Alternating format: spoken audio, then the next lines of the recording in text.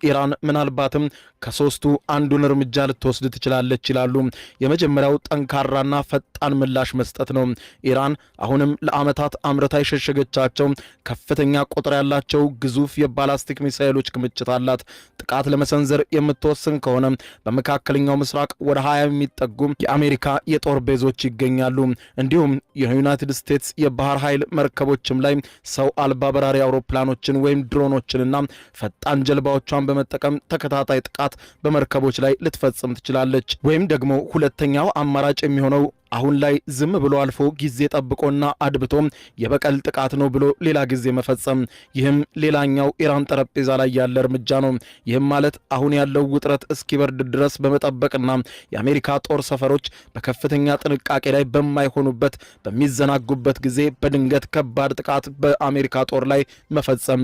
ይህም ኢራን በጠረጴዛዋ ላይ ያለ ሌላኛው አማራጭ ነው። ሶስተኛው ደግሞ እጅን አጣጥፎ ሁኔታውን አሜን ብሎ መቀበል። ይህ ከተጨማሪ የአሜሪካ ጥቃቶች ሊጠብቀኝ ይችላል ካለች እንዲሁም የዲፕሎማሲውን መስመር መምረጥ ከአሜሪካ ጋር እንደገና ድርድር ለመቀመጥ ያስችላታል ይላል ቢቢሲ።